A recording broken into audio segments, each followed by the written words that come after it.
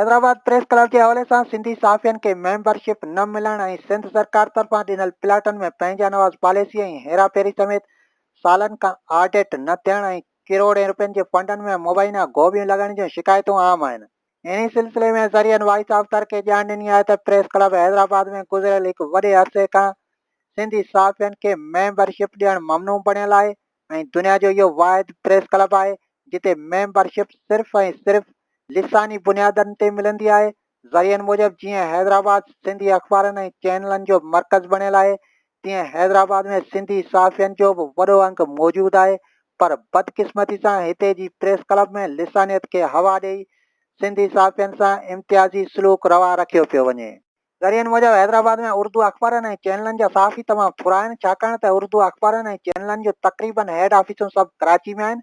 ऐं हिते हैदराबाद में उन्हनि जो सिर्फ़ु हिकिड़ो नुमाइंदो मुक़ररु थियल आहे, जॾहिं त अक्सरियत सभु सिंधी साफ़ियन जी आहे। पर तंहिं बावजूदि सिंधी साफ़ियन खे प्रेस क्लब जी मेंबरशिप ॾियण में वॾे वक़्त खां वठी मुसलसल नज़रअंदाज़ कयो पियो वञे। ज़रियनि मूजिबि प्रेस क्लब वारनि जो लिसानियत जे हवाले सां इहो उसूल आहे त जेतिरनि उर्दू मीडिया जे नुमाइंदनि खे मेंबरशिप मिलंदी ओतिरनि ई सिंधी साफ़ियन खे मेंबरशिप मिलंदी। बाक़ी जेकॾहिं सिंधी साफ़ी अक्सरियत में आहिनि त इहे भले वेठा हुजनि, जॾहिं उर्दू मीडिया जे नुमाइंदनि जो अंग सिंधी साफ़ियन जे बराबरि थींदो तॾहिं वञी ॿिन्ही पासनि वारनि खे मेंबरशिप मिलंदी, न त भले सालनि जा साल गुज़री वञनि पर केरु प्रेस क्लब जो मेंबर थियण जो आसरो न करे। ज़रियनि मूजिबि हैदराबाद प्रेस क्लब जे कर्तान धर्तान जो इहे लिसानियत वारो अडंगो रवैयो वॾे वक़्त खां वठी हलंदड़ आहे। हैदराबाद जा नाले वारा सिंधी साफ़ी बि इन मामले ते ख़ामोश तमाशाई बणियल ऐं कुझु बि पुछण लाइ तयारु न आहिनि, जंहिं करे हैदराबाद जा अनेक सिंधी साफ़ी नंदड़का बणियल ऐं मेंबरशिप लाइ सख़्तु परेशान आहिनि, पर केर बि हिननि जी धणियप करण लाइ तयारु न आहे। ज़रियनि मूजिबि ॿियो त टयो नई टही के चरियो, पर हैदराबाद जा जेके झूना सिंधी साफ़ी आहिनि ऐं जिन सॼी ज़िंदगी सहाफ़त खे अर्पे छॾी, उन्हनि खे बि मेंबरशिप नथी ॾिनी वञे। प्रेस क्लब में अवलियत ऐं अहमियत सिर्फ़ ऐं सिर्फ़ु उर्दू मीडिया जे नुमाइंदनि खे हासिलु आहे, जॾहिं त सिंधी साफ़ियन सां सदाईं माटे जी माउ वारो सलूक रवा रखियो वञे थो। ज़रियनि मूजिबि हैदराबाद प्रेस क्लब में मुबैना तौर ते जाली ऐं सरकारी मुलाज़मनि जी मेंबरशिप हुअण जा पिणु इतला आहिनि। इन खां अलावा कराची प्रेस क्लब समेत ॿियनि प्रेस क्लबनि जा मेंबर पिणु हिन प्रेस क्लब जा मेंबर बणियल आहिनि, पर क्लब जा कर्ता धर्ता मेंबरशिप लिस्ट खे पब्लिक करण लाइ तयारु न आहिनि, जॾहिं त अॻे इहो ॿुधो वेंदो हो त प्रेस क्लब में 400 खां 500 मेंबरशिप आहे, पर हिन वक़्तु चवनि था सिंध हाई कोर्ट जे हुकम खां पोइ 150-200 खनि मस आहे। ज़रियनि मूजिबि हैदराबाद प्रेस क्लब जी मेंबरशिप हासिलु करण लाइ MPA ऐं MNA जी सीट हासिलु करणु बराबरि आहे। हिते जे कर्तान धर्तान जो पाण में नानी वेड़ो लॻल आहे। खेसि हर साल सरकार तरफ़ां किरोड़े रुपयनि जा फंड मिलनि था, जेके सभु मुबैना तौर ते हड़प थी वञनि था ऐं चयो वञे थो त केतिरा ई साल गुज़रण बावजूदि प्रेस क्लब खे मिलंदड़ फंडनि जी ऑडिट बि न आहे थी, जंहिं करे कंहिंखे का बि ख़बर न आहे त हेॾो सारो अवामी नाणो मतिलबु प्रेस क्लब खे सालियाना किरोड़े रुपयनि जा मिलंदड़ फंड केॾां था वञनि। ज़रियनि मूजिबि हर साल प्रेस क्लब खे मिलंदड़ किरोड़े रुपयनि जा फंड बि अवामी ऐं क़ौमी नाणे में शामिलु थियनि था ऐं इहो बि अवामी टैक्स जो पैसो आहे। जीअं सरकारी खातनि जी हर साल ऑडिट थिए थी, तीअं प्रेस क्लब खे मिलंदड़ फंडनि जी बि हर साल ऑडिट थियणु घुरिजे। ज़रियनि मूजिबि हैदराबाद प्रेस क्लब जा साफ़ी सरकारी खातनि जी ऑडिट जो मुतालबो त कनि था, पर पाण सालनि पुॼाणा बि ऑडिट करण लाइ तयारु न आहिनि ऐं न ई प्रेस क्लब जे मेंबरशिप ऐं फंडनि वग़ैरह जी रिपोर्ट पब्लिक करण लाइ तयारु आहिनि। वाज़ह आहे त गुज़िरियल साल सिंध सरकार हैदराबाद प्रेस क्लब खे 1.5 करोड़ रुपयनि जो फंड ॾिनो हो, जॾहिं त हिन साल जी बजट में हैदराबाद प्रेस क्लब लाइ 2 करोड़ रुपया रखिया विया आहिनि। इन खां अलावा हिन साल जी ई बजट में साफ़ी हज़रातनि लाइ टोटल 15 करोड़ रुपया रखिया विया आहिनि, जिन में कराची प्रेस क्लब लाइ 5 करोड़ रुपया, हैदराबाद प्रेस क्लब लाइ 2 करोड़ रुपया, सिंध इंफॉर्मेशन कमीशन क़ाइमु करण लाइ 5 करोड़ 50 लख रुपया ऐं ग़रीब साफ़ियन जी मदद लाइ 2 करोड़ 50 लख रुपया रखिया विया आहिनि। ग्रांट 15 बिलियन है, देखें कराची को भी हम 25 देते हैं, चलिए मैं इंक्रीज कर दूंगा, ये नहीं बताता कितनी कर सकूंगा, पैसे हमारे पास आ गए लेकिन इंक्रीज कर दूंगा बिल्कुल। जर्नलिस्ट कॉलोनी उसमें भी कल मेरी शहीद गनी साहब से हुसैन से भी बात हुई थी रात को, तो कोई ऐसा तरीका निकालते हैं कि मकसद ये है कि जर्नलिस्ट को रहने के लिए प्लॉट मिले जिसमें सारी फैसिलिटीज मौजूद हैं, जहां वो अपना घर बना सके। उस पर हम साथ मिलकर काम करते हैं और हुकूमत बिल्कुल उसमें मदद करेगी।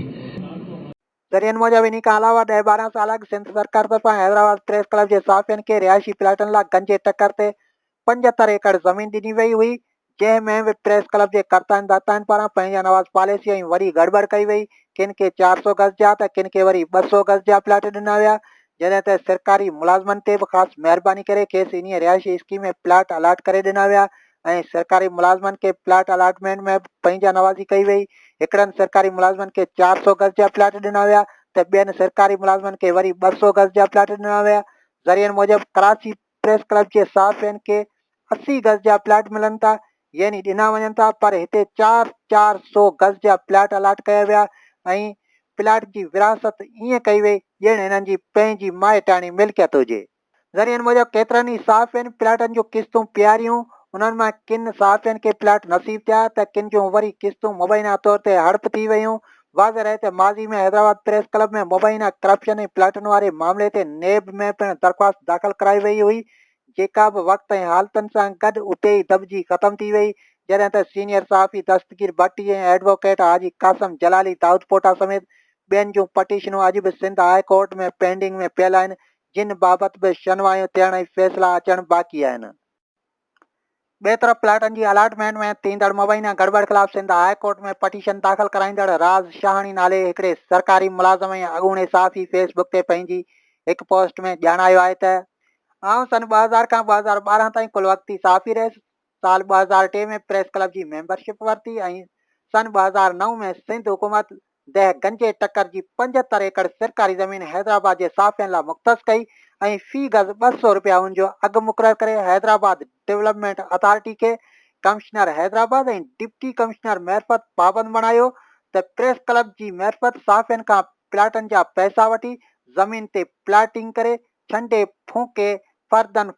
प्लाट साफ़ियनि खे अलाट कया वञनि। राजधानी जी पोस्ट मूजिब साॻे साल यानी 2009 में ई ॿियनि सहाफ़ियनि वांगुरु मूंखां बि सरकारी अघु मुताबिक़ 400 गज़ प्लाट जा अधु पैसा वसूल कया विया ऐं ईअं मुख़्तस कयल सरकारी ज़मीन यानी 75 एकड़नि जी अधु रक़म HDA मैरफत सरकारी अकाउंट में जमे कराई वई, जॾहिं त बाक़ी बचियल अधु रक़म सहाफ़ी हज़रातनि जी कोशिशनि सां सिंध हुकूमत फंड एडजस्टमेंट तहत पाण पीआरे सहाफ़ियनि खे इहे पैसा भरण खां आजो करार ॾिनो ऐं ईअं लैंड यूटिलाइज़ेशन खाते साल 2010 ऐं 2011 में HDA खे हतमी तौर ते लिखत में ऑर्डर जारी कयो। राजधानी जी पोस्ट मूजिब जीअं त ज़मीन जी कुल रक़म सरकार वसूल करे चुकी आहे ऐं सौदो फाइनल थी चुको आहे, तंहिं करे हाणे तय थियल सरकारी शर्तनि ऐं ज़ाब्तनि मुताबिक़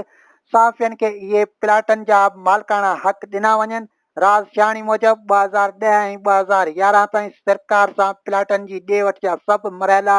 ऐं असूल तय थी चुका हुआ ऐं हिन सॼे अमल जा कागज़ी सबूत मूं वटि मौजूदु आहिनि ऐं मुंहिंजी पटिशन में बि शामिल आहिनि। राजधानी मूजिब आउं नवंबर 2012 में कमीशन पास करे सरकारी मुलाज़मत में हलियो वियसि ऐं इहा मुलाज़मत बि मूंखे सहाफ़ती तजुर्बे जे बुनियाद ते मिली ऐं उन जी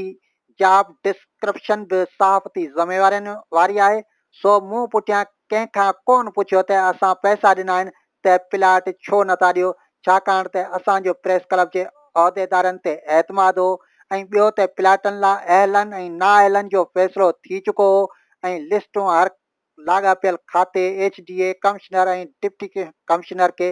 फराहम थी चुकियूं हुयूं। सो असां एतमाद जे अंधे खूह में हुयासीं ऐं मुअज़िज़ पाक दामन सहाफ़ी हज़रात पे पचाया त को मेलो सजाइजे ऐं उन मेले मां किन बेपहुच शरीफ़ ऐं कमज़ोर माण्हुनि जा रूमाल चोराइजनि। राजधानी जी पोस्ट मूजिब मुल्क जे कानून मुताबिक़ मतभेद संगीन ॾोह आहे ऐं मतभेद वारा फ़ैसिला पंहिंजे घर भातियुनि बाबति बि नथा करे सघिजनि। इहो मुल्क जे आइन में आहे त कंहिंखे बि पंहिंजी मिल्कियत तां बेदख़ल करण जो इख़्तियार रियासत वटि बि न आहे। 2010 ऐं 2011 में जॾहिं सौदो मुकमल थियो, मूं पंहिंजे प्लाट जा पैसा बि ॾिना त हाणे मां उन प्लाट जो मालिक आहियां। इहो प्लाट मुंहिंजी मिल्कियत आहे। मुल्क जे कानून मुताबिक़ मिल्कियत तां बेदख़ल करण जो इख़्तियार रियासत वटि बि न आहे त इहो हक़ कंहिं अहिड़ो गहरो या नथो खैरो खे कोन ॾिबो। राजधानी जी पोस्ट मूजिब हैदराबाद प्रेस क्लब मज़कूरा ज़मीन ते हाणे मालिकी जी दावा करे थी त इहा कोर्ट सॻोरी अॻियां खेसि साबित बि करणी पवंदी। छाकाणि त चीफ मिनिस्टर पारां ज़मीन मुतालिक़ मंज़ूर कयल समरी में प्रेस क्लब हैदराबाद जो त नालो ई कोन्हे। सो आऊं लाॻापियल सब रजिस्ट्रार मुख़्तियारकार एडीसी ऐं ॿियनि खे मामले बाबति लिखत में आगाह करे चुको आहियां ऐं जेकॾहिं कंहिं बि शख़्स या सरकारी अमलदार केस फाइनल थियण खां अॻु में सरकारी रिकॉर्ड में हेराफेरी कई त कानून जो फंदो उन जी ॻिचीअ में पवंदो। ओॾा सोशल मीडिया ते सिंध जे सीनियर सहाफ़ी दस्तगीर भट्टी तरफ़ां हैदराबाद प्रेस क्लब जे कर्ताउनि धर्ताउनि ते छो चिंडण खां पोइ प्रेस क्लब जे हिकिड़े उहिदेदार ऐं सीनियर सहाफ़ी ख़ालिद खोखर पंहिंजी हिकिड़ी पोस्ट में इल्ज़ामनि जी वज़ाहत कंदे लिखियो आहे त हैदराबाद प्रेस क्लब में हिकिड़ो बि सरकारी मुलाज़िम मेंबर न आहे ऐं जेकॾहिं दस्तगीर भट्टी सम्झे थो ऐं उनखे ख़बर आहे त कहिड़ा सरकारी मुलाज़िम प्रेस क्लब जा मेंबर आहिनि त हू उन्हनि जी निशानदेही करे। ख़ालिद खोखर मूजिब दस्तगीर भट्टी लिखियो आहे त गौस अली शाह 1985 में सहाफ़ियुनि खे 70 एकड़ ज़मीन ॾिनी हुई ऐं इहा ज़मीन ग़ाइब थी वई या वरी असीं खाई खपाई वियासीं। सो हक़ीक़त हीअ आहे त उन ज़माने में गौस अली शाह साहब वॾे वज़ीर जी हैसियत में पिणु प्रेस क्लब आयो हो ऐं उते हिन अहिड़ो ऐलान बि कयो जेको सिर्फ़ु टलो ऐलान ई साबित थियो हो। बाक़ी गंजे टकर वारी ज़मीन सिंध जे अॻूणे वॾे वज़ीर सैयद क़ाइम अली शाह जे 2010 वारे दौर में अलाट थी। कागज़ी कार्रवाइयूं ऐं ज़मीन जी क़ीमत जी अदायगी जो मरहलो हलंदड़ हुयो त सुप्रीम कोर्ट जे चीफ जस्टिस इफ्तिकार चौधरी कराची बदअमनी केस जो नोटिस वठंदे सिंध जे सरकारी ज़मीननि जी लीज़ ग्रांट ऐं मुंतक़िली ते पाबंदी मड़े छॾी जेका अञा ताईं जारी आहे। पर हैदराबाद प्रेस क्लब ऐं Sindh high court bar association उन केस में दुर थी पंहिंजो मौक़िफ़ पेश कयो जंहिं बैदि 2017 में ॿिन्ही इदारनि खे उन पाबंदी खां आजो करार ॾिनो वियो जंहिं खां पोइ सहाफ़ियुनि खे प्लाट ॾियण जो मरहलो शुरू कयो वियो जेको इनशाला ईंदड़ कुझु महीननि में पूरो थींदो। ख़ालिद खोखर मूजिब इन सहाफ़ी कॉलोनी में जेकॾहिं दस्तगीर भट्टी या को बि शख़्स असां ते इहो साबित करे ॾेखारे त हर मेंबर वांगुरु असां वटि हिक खां वधीक या को ॿियो प्लाट नाले थियल आहे त असीं सॼी साञा जा ॾुआरी हूंदासीं। ख़ालिद खोखर मूजिब प्लाटनि जी अलाटमेंट ते हिकिड़ो सरकारी मुलाज़िम असांजे ख़िलाफ़ हाई कोर्ट वियल आहे। असीं उते पंहिंजो मौक़िफ़ पेश कंदासीं। पोइ जेको हाई कोर्ट फ़ैसिलो कयो असां उन ते अमल कंदासीं।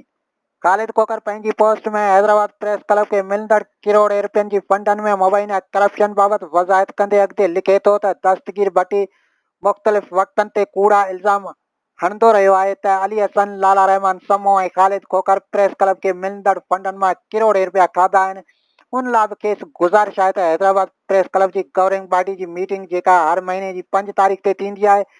जंहिंमें ख़र्चनि जा विचूर कढे पेश कया वेंदा आहिनि जिन खे बहस मुबाहिसे खां पोइ मंज़ूर कयो वेंदो आहे ऐं उन जा तफ़सील प्रेस क्लब जे नोटिस बोर्ड ते हया वेंदा आहिनि। वरी जॾहिं सालियानी इलेक्शन थींदी आहे त सॼे साल जी माली रिपोर्ट लिखत में जनरल काउंसिल आॾो पेश कई वेंदी आहे जिते इलेक्शन में हिक ॿिए सां मुक़ाबिलो कंदड़ समूरा उम्मीदवार मौजूदु हुजनि था ऐं इहे उन ते बहस मुबाहिसो ऐं सुवाल जवाब कंदा आहिनि। ख़ालिद खोखर जी पोस्ट मूजिब हैदराबाद प्रेस क्लब में इहो बि आइन जो हिसो आहे त मौजूदा पार्टी गुज़िरियल पार्टी जे कयल ख़र्चनि जी ऑडिट कराईंदी आहे ऐं इहा रिपोर्ट पिणु जनरल बॉडी में पेश कई वेंदी आहे। उनखां अलावा बैंक स्टेटमेंट पिणु पेश कई वेंदी आहे जॾहिं त क्लब जो अकाउंट को बि फ़र्द वाहिद न हलाईंदो आहे। हर साल चूंडियल सदर, जनरल सेक्रेटरी ऐं ख़ज़ानची अकाउंट जी ऑपरेट कंदा रहंदा आहिनि ऐं अहिड़ी सूरत में केरु पैसा खाई सघे थो जेकॾहिं कंहिं खाधा आहिनि त सबूत पेश करियो। ख़ालिद खोखर हैदराबाद प्रेस क्लब जे उहिदेदारनि ख़िलाफ़ थींदड़ एहतजाजनि जे हवाले सां पंहिंजी पोस्ट में अॻिते लिखियो आहे त एहतजाज दौरान मरहूम जाफ़र मेमण दस्तगीर भट्टी जे वर चढ़ी वियो ऐं हिन खेसि बरगलाए प्रेस क्लब आॾो प्रेस क्लब जे ख़िलाफ़ बुख हड़ताल कराई ऐं पाण बि उन में शरीक थियो ऐं हीअ हाई कोर्ट ताईं बि विया पर उतां बि हिननि खे कुझु बि नसीब न थियो। ख़ालिद खोखर मूजिब हैदराबाद प्रेस क्लब जे हवाले सां असां ते समूरा इल्ज़ाम कूड़ा, बेबुनियाद ऐं मन घड़त आहिनि जंहिंमें का बि सदाकत कोन्हे। असांजा मुख़ालिफ़ सिर्फ़ु अजाई वावेला करे रहिया आहिनि जिन जो हक़ीक़तनि सां परे ताईं बि तइल्लुक़ कोन्हे। उन ज़रियनि मूजिब हैदराबाद प्रेस क्लब में मुबैना किरोड़े रुपयनि जी करप्शन, फंडनि जी ऑडिट न थियण, प्लाटनि में पंहिंजा नवाज़ पॉलिसी ऐं प्रेस क्लब में मुबैना जाली मेंबरशिप ऐं सिंधी सहाफ़ियुनि खे हिकु वॾे अरसे खां मेंबरशिप न मिलण ख़िलाफ़ मुतासिर सिंधी सहाफ़ियुनि वर्किंग जर्नलिस्ट फोरम जे प्लेटफॉर्म तां 6 महीना लाॻीतो सख़्त एहतजाज कंदे प्रेस क्लब अॻियां बुख हड़ताल कई हुई जंहिंमें प्रेस क्लब जो अॻूणो सदर मरहूम जाफ़र मेमण, मुमताज़ मेमण, नजम जुणेजो, हाकम अली लगारी, अब्दुल गफूर सुरोई ऐं ॿिया शामिल हुआ। जॾहिं त सीनियर सहाफ़ी दस्तगीर भट्टी ऐं एडवोकेट कासिम जलाली, दाऊद पोटा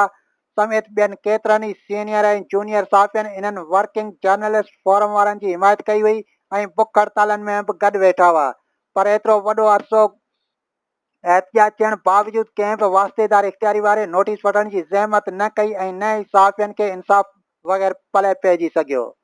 जॾहिं त सिंध हाई कोर्ट में इहो मामलो अञा ताईं हलंदड़ आहे ऐं पटिशनरनि में सिंध जो सीनियर सहाफ़ी दस्तगीर भट्टी ऐं हाजी कासिम जलाली दाऊद पोटा बि शामिल आहिनि।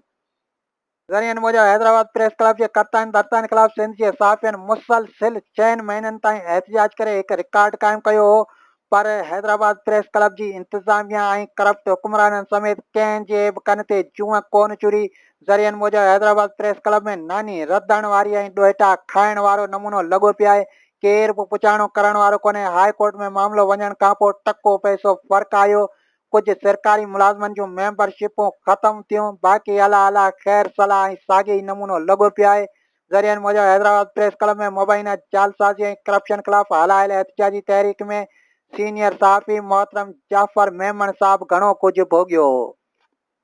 होॾां हैदराबाद जे नज़रअंदाज थियल सीनियर ऐं जूनियर सहाफ़ियुनि हैदराबाद प्रेस क्लब में मुबैना किरोड़ें रुपयनि जी करप्शन फंडनि जी ऑडिट न थियण, प्लाटनि में पंहिंजा नवाज़ पॉलिसी ऐं प्रेस क्लब में मुबैना जाली मेंबरशिप ऐं सिंधी सहाफ़ियुनि खे हिकु वॾे अरसे खां मेंबरशिप न ॾियण ख़िलाफ़ सख़्त एहतिजाज कंदे